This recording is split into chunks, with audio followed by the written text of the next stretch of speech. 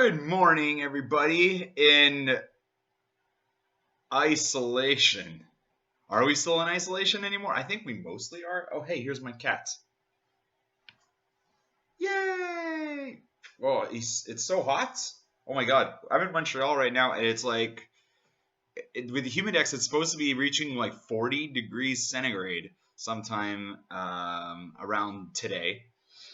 Anyways, this is my first video in 3 weeks because what happened was I injured my back, uh, and I had to be on my couch for like 9 days, um, and that kind of just affected my mood and made me feel hopeless and uninspired and weak because I was doing so well in my yoga, and then I'm like, oh my god, like my yoga is partially responsible for me hurting my back. Ugh, I guess I'll never be that yoga teacher I really want to be, even though I've trained in 3 certificates.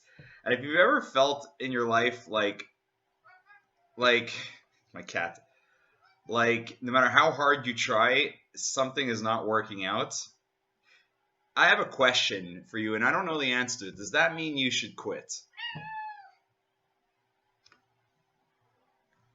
I can't tell if what he said was a yes or a no.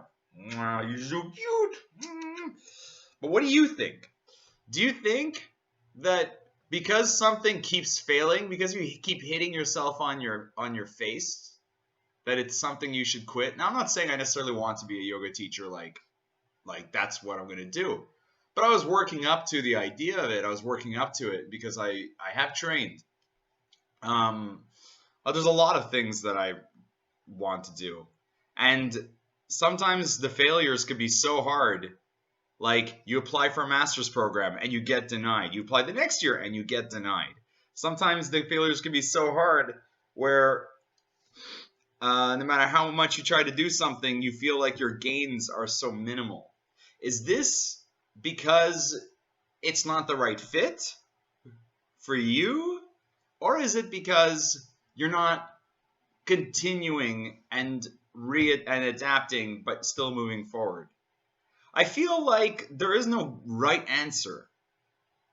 On the one hand, maybe someone is better off focusing on what fits for them right now and what their strengths are. But is that necessarily in line with everything they want in their life, right? Is the idea then for that person to aim their bar quote unquote lower?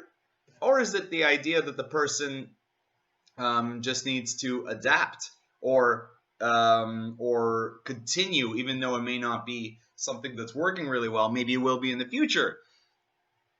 What do you think? I actually really want to know. What do you think? What do you think about continuing to move on in the face of adversity? And that sounds, in an abstract sense, like, oh, you should always continue to move on in the face of adversity. But what if adversity is really hard?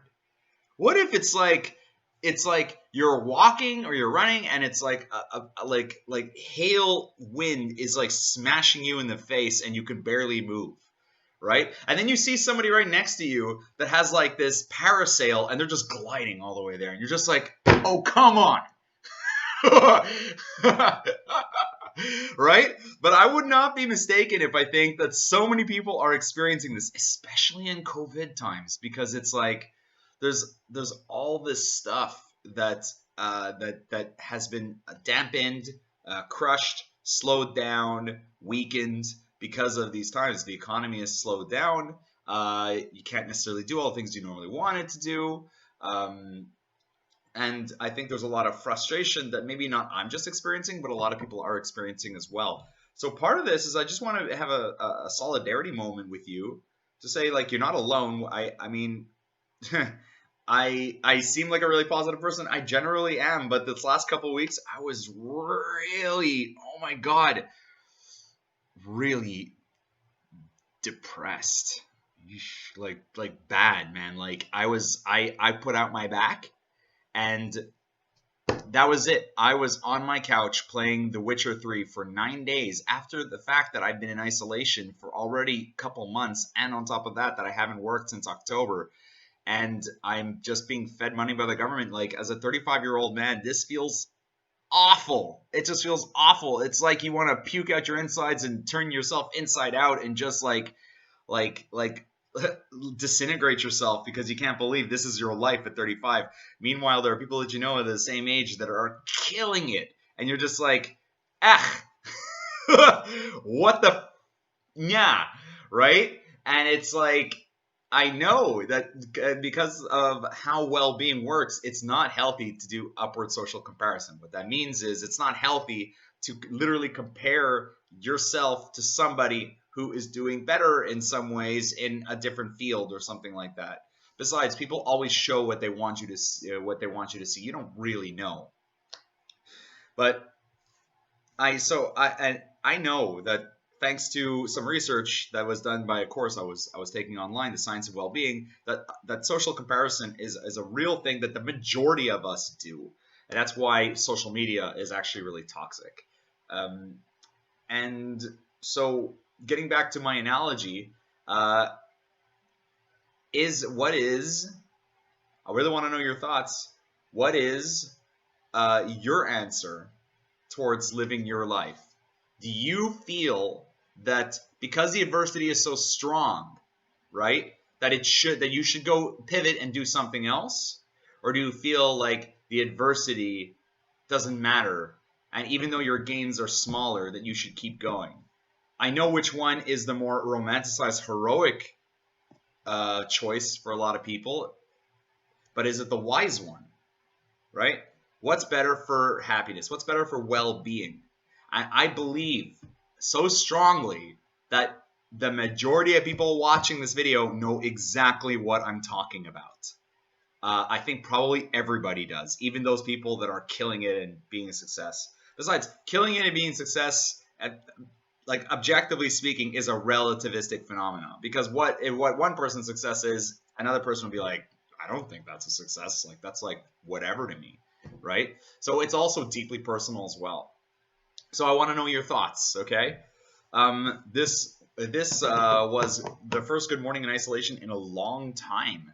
So I hope that this is that we can get back to doing these, and that my back will no longer give out. I'm doing like 20 minutes of isometric exercises every day right now. Now that I've healed, and like plank, side planks, like bridge, all that stuff. Because I want my goal right now is to get to like 10 minutes on each side of my body, so that I can be like brick house, da, da, da, da, da, like so that I could get back to what I was doing before, doing yoga and just like continuing and doing all this stuff. So anyways, let me know your thoughts. Is it better to continue in the face of adversity and make small gains but continue to move on with the hope that you'll reach your goal? Or is it better to pivot and do something else? It's a thought that a lot of people have in their lives, I'm sure, and maybe it would be great if people can comment and give their thoughts.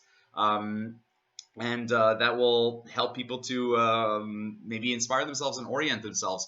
Please like the video, subscribe if you thought this content was cool. There will be more in the future, and I love all of you. Keep strong. It's friggin' hot out there, at least in Montreal, but we are all in this together, and we will make it out alive. I promise. Well, okay, I don't know if like everybody will make it out alive. That's the idea of COVID. Ugh. But oh my god. But the majority of us will. Actually, I can't promise that either. Be well. Be well.